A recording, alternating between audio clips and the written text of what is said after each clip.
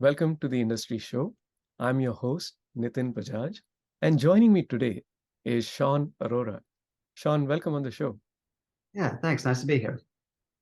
Great to have you here. Let's start with this simple question. Who is Shaun? Well, I'm an Angelino, born and raised in LA. Although nowadays I'm fairly nomadic, bouncing between the East Coast and West Coast, Canada, US. I am a father of three wonderful children, and I love being in the water, in the oceans. After the oceans, I love to eat anything with hot sauce, and I also roast coffee. I've been a little bit of a coffee nerd for a number of years. Uh, A number of years ago, I scaled a company. I was part of the leadership team that built up a company, and the bigger it got, the less fun I started to have.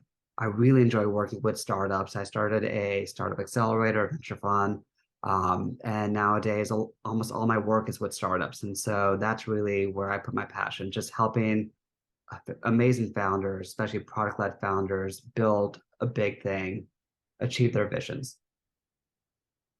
Wonderful. I love that you love the ocean and that you live in mostly in LA, where you get to enjoy that passion. And then, of course, there's lots of coffee to choose from. And when you travel around, you can tap into that passion, bring it home. So you mentioned this, but I would love to dig a little deeper on this. Tell us, what do you do for a living? The startups that you help, the founders that you help. Tell us a little more about that. Yeah. I work with some incredible founders, and even the best of them get stuck on a question, a problem. Maybe they drove the business really hard, hit milestones, and over leveraged their strengths. And there are a few things that they deferred, things like HR or operations. They see the mistakes piling up, and they're like, you know what, like, yeah, that's a little bit of an annoying thing. It's not a big issue right now. It's going to be a big issue, but I have all these other fires to put out.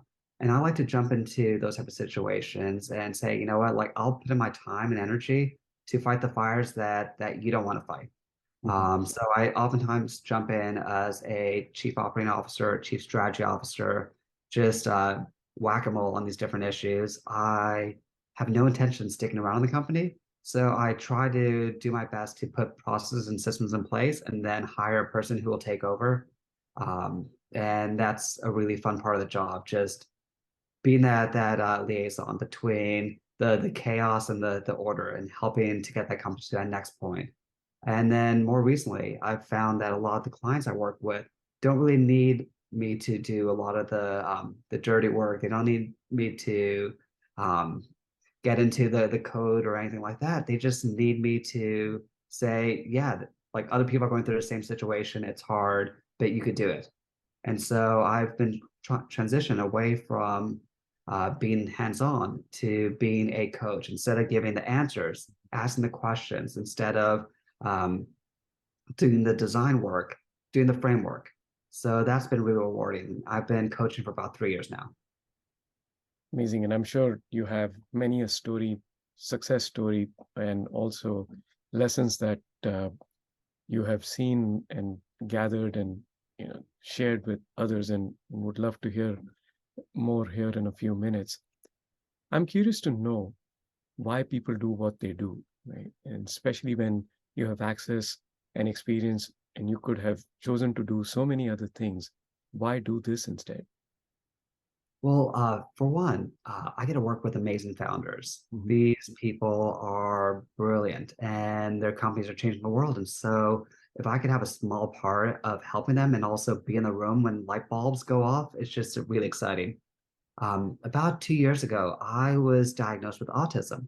And I at first was like, okay, that's kind of weird. Like, how are people going to see it? But what I realized is that it's kind of a gift that I'm able to see things that other people aren't able to see. I'm able to see around corners, options. It's kind of like a superpower because when I jump into teams, I'm asking questions and they're like, wait, why are you asking this question? And all of a sudden I see these different dots and problems and I see a pathway. And founders really like that I'm bringing a diverse point of view to the table.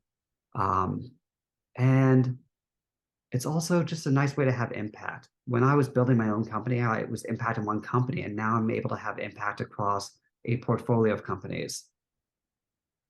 So true. I love that, not just that diversity, but also that experience that you bring in. And as you rightly said, allowing the founders to focus on the the critical and crucial things where they can add the most value, because that's where they have given most of their thought, and they're able to focus on those things. And you can come in and help them elevate the function, the processes that they really need to have that snowball effect. What if you could kind of bring this home for us, is you would say the impact of the work you do, right? Whether it's in the size scale of the operations, or just even going in and saying, this is what I'm able to help drive for the companies you work with. Well, you said something interesting about the businesses and the challenge that they have, and all businesses have challenges as they scale up. Jeff Bezos calls us the rule of three, that every time his business tripled, something new would break because you're just so focused on doing whatever it is that you're doing and doing what's working, that these other things aren't really getting enough attention until they really start screaming for attention. I love working though with companies that are around 10 people up until maybe 200 people. Mhm. And I do the CEO work for 2 to 3 of those at a time. And then I coach up to 10 companies at a time. Love that. And I do want to mention this. Right behind you is this amazing Vesta board that you were kind enough to put the name of the show on. And I love it. I just saw it. I super love what it does, and how it's retro, but it's also super hip. So those are the kind of companies you get to work with. And that is super cool. Yeah, thank you. I would love to hear from you amongst this canvas of companies and opportunities that you get to explore and work with. What would you say is the most exciting opportunity of those all? Well, right now it's kind of a weird time in the startup world. Everyone's saying, "Oh, it's the death of startups. It's death of uh, small banks, and who are startups going to get funding from? And if the big banks are going to want to see 3 years of returns." And I don't see it that way. I think that this is a great time to be building businesses. There's lots of problems to be solved. There was Mhm. just that report that came out on Monday. Not sure when this is going out, but today it's first week of spring, and we just learned that people are saying maybe there's only 10 years left before some of the climate issues we're talking about Mhm. really become prescient. And it's been amazing to work with a lot of companies in the clean tech space and in the climate tech space, working on new types of batteries, working to decarbonize our modes of transportation, our modes of manufacturing. So um, it's great to work with amazing founders, but also magical when they're trying to solve some of these major problems that we're dealing with right now. Love that. Again, a huge canvas that you get to pick from, but also make an impact in. Sean, if you look back and through your career, through the different phases you've been through, I would love for you to share two examples. One that really blew your own expectations and became a success beyond what you had expected. And on the other end, something that did not work out, was a failure and became a lesson. Yeah. So they're both very much linked. So I was part of a leadership team in a hypergrowth company, and we built. I had a chance to build many of the departments, bring on the leaders for those departments as we kept on scaling. And we talked about tripling. We went 40x in a short time period. It was really rewarding to basically get in and start to build the foundation for the company, build the operating system of this company. And the operating system and the tools that we put in place, the hires we put in place are still there 10 years later. And I left day to day because I just stopped having fun building those things. The company became much bigger. But also, we did a mergers acquisition deal, and I really wanted to get this deal done. And the deal terms just kept on changing. And when you start thinking about M&A activity, you think about synergies and you say, you know what? this is the probability that this will be the outcome. And as the deal number changes, the probability got smaller and smaller that this was a good deal. But I still want to get the deal done. I still saw that like I would squint and say, there's that small chance. Maybe it's a 15% chance. Maybe it's a 10% chance. But if we do everything right, if we really try hard, then we can make it work. And I will never do that again. There's a reason why a lot of banks are so conservative and they stick around. It's because they are playing by a different playbook. They do have a large margin of error. And when you're an entrepreneur, it's easy to say, hey, I took a risk last time and it paid off.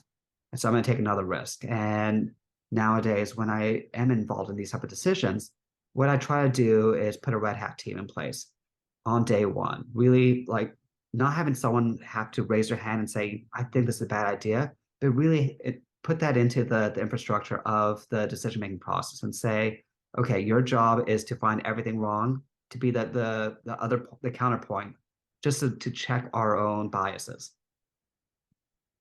So I completely agree with that recency bias. And there are so many other biases at play. And the great thing about that is having been through that experience yourself once, now you're able to provide that benefit to the companies that you work with now so they don't make that same mistake. Shaun, I would love to transition into my favorite part of the show. We call it the one-line life lessons, and would love to have you share some of your life lessons with us. Yeah, sure. So one that I was just using a few minutes ago was delegate, don't abdicate. Mhm. I was working with this founder, and she was trying to hire someone, and she was hiring for Y intercept. This person had great skills and experience, and um, she said, "Hey, you know what? I think he could take over this role." And I'm like, "He probably could, but at the end of the day, this is your company. You could abdicate the entire department to this person, or you could delegate." And oftentimes, when you're building a company, especially when you're only 20, 30 people, bringing on a person like that could really change the culture of the business. And so it's really important to delegate but not abdicate responsibilities when you make senior hires. Another one of my sayings is to be relentlessly lazy. Now, most people think of being lazy, you're not busy being lazy, but I love the idea that you're looking at the way that the world's working and you think there's got to be an easier way. How can I be lazier here? And so it's that mindset of always looking for solutions, always looking for ways to improve um, against the status quo. I just love that. And I'm attracted to people who think that way. Yep. Um, Another one I have is moving fast, moving slow. I think I might have borrowed that from Jim Collins or something like that. But for me, there's the slow movement of planning execution. But once you do that, it's like on the Gantt chart, you have that little diamond, yes, no. Okay, you hit that. Once it's a yes, then just move as fast as possible. Exactly. Yeah, you've experienced this too, I'm sure. But really spend the time moving slowly. You don't want to move fast and then realize that you didn't move slow enough before, you didn't think things through, you didn't get enough buy-in. There's this tool I've been using a lot recently called gradients of agreement, where in those meetings, you basically say, okay, how strongly do you agree with this? Mhm. Are you, I really want to do this, or like, I'm okay doing this and I'll just like let you guys do it, or I really have a visceral issue with us moving forward and I'm going to block this and I'm going to be the person who stops us from doing this. And getting all that out in the open really allows us to figure out like what is the best way to move fast. So move slow to move fast. um, and then another one I have is commitments are kindness, not a trap. A lot of times you ask someone, hey, when are you going to be able to get that done? And people feel like they're on their heels. Well, I don't know. It's like, but just give me a date. Like you could change the date. I remember in college, I would tell a teacher, hey, I'm going to get this thing in 3 days late. It's like, not a problem. Like, all right, great. It's like, but if you didn't tell me, it would have been a problem. You would have got an F. I'm like, oh, okay. So I learned really quickly just to like throw it out there. Even if you're late, that's not a problem as long as you communicate. Just manage your commitments. And then another thing that I've learned just from building businesses is think ROI when you shop. So a lot of businesses are built around budgets. And what I find is, especially in the government sector, if you have a budget, you're going to spend it. But if you start thinking about ROI, then Mhm. you can start to spend less on the budget or even more than the budget and really figure out, okay, is this a good use of our limited resources? So I love thinking ROI when you shop, when you make decisions. So yeah, I think that was what, four, five, six? Did I get it? I wasn't counting. I was just All right. thinking as you were saying those things, and especially the one with the ROI. I think it's so relevant in today's times when you have to be, as our resources are getting constrained, we really need to be mindful of where we put our best foot forward and then double down on it. Right?